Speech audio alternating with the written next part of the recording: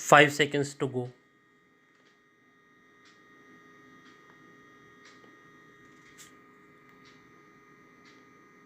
Start.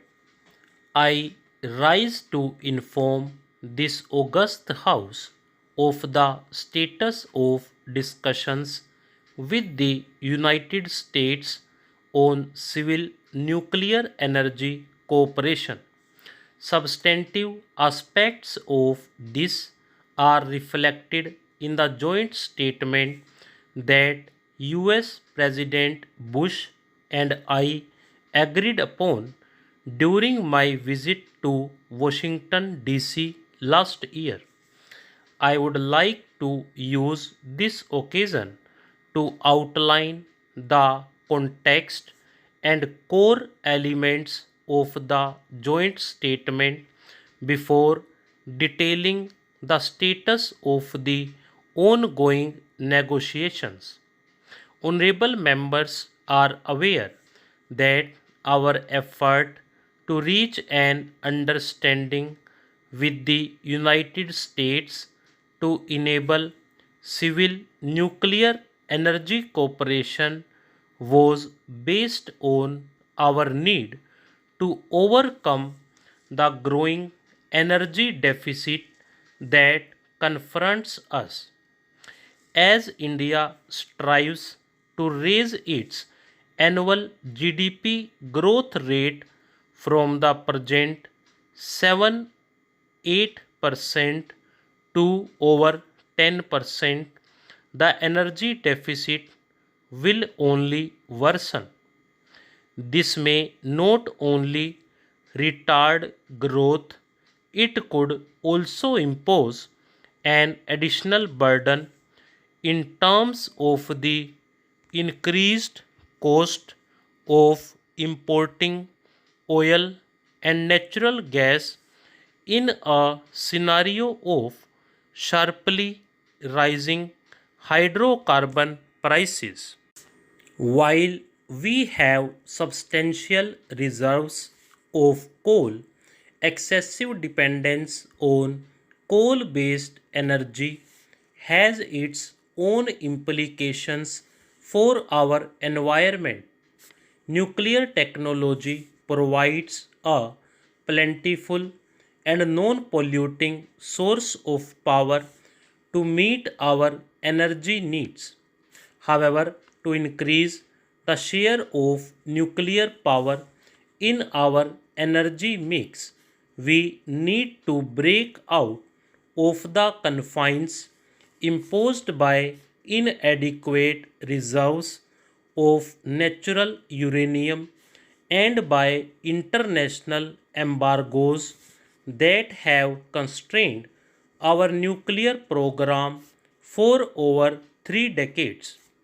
Established through the vision of Pandit Jawaharlal Nehru and sustained by the commitment of scientists like Dr. Homi Bhabha, our nuclear program is truly unique.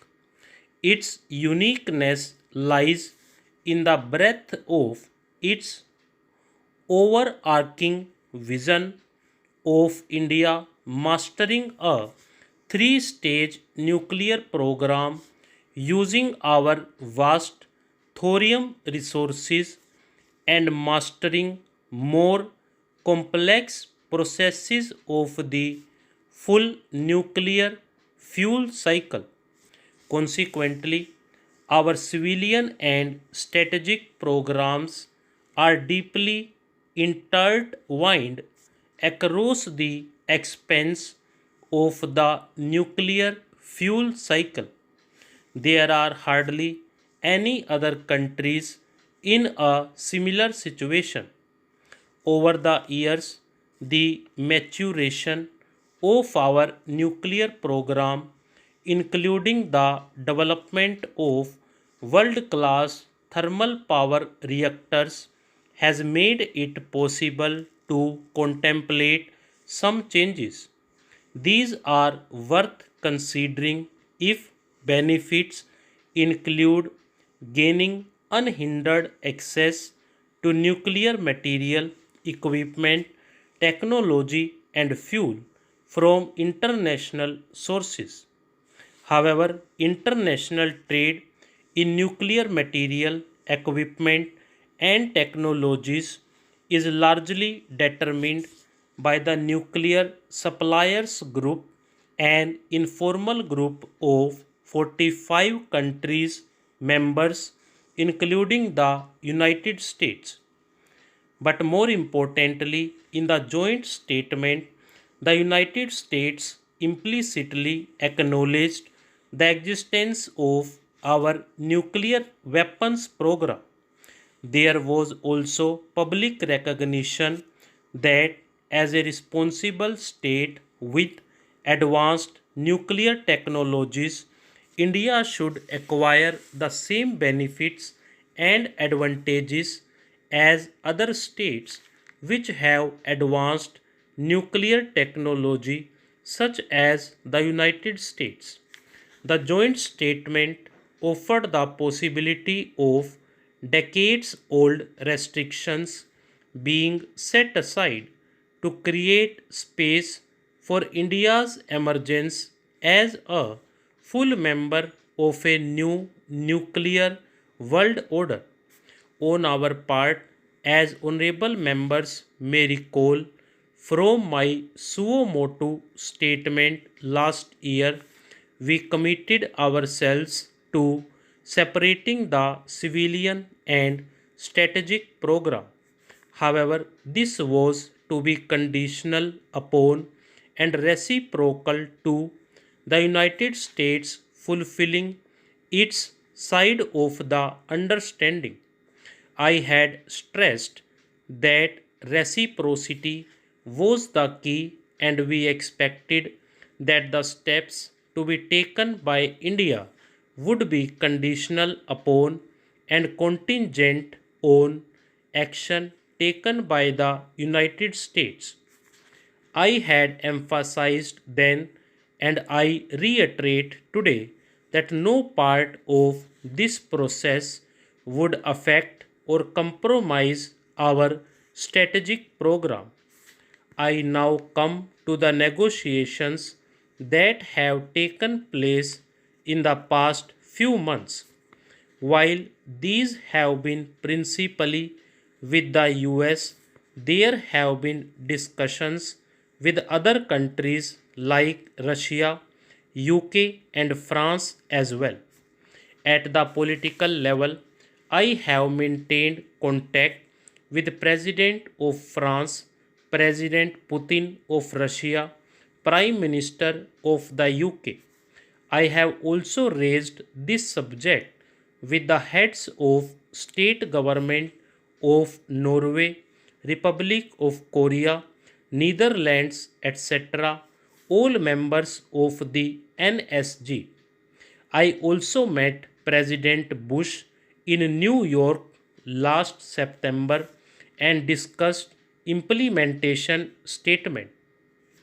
In the same period, several American congressional leaders and policy makers have visited India in the past few months, many of whom met me. We have amply clarified our objective in pursuing full civil nuclear energy cooperation for our energy security and to reassure them of India's impeccable non proliferation credentials. At the official level, we have constituted two groups comprising key functionaries concerned with strategic and nuclear matters. They included the Department of Atomic Energy, the Ministry of External Affairs, the Armed Forces, and my office. These two groups were respectively mandated to draw up an acceptable separation plan and to negotiate on this basis. The directive given to both groups was to ensure that our strategic nuclear program is not compromised in any way while striving to enlarge avenues for full civil nuclear energy cooperation with the international community. The negotiations by our officials have been extensive and prolonged. These have focused on four critical elements to focus on the nuclear facilities development in this area. Stop.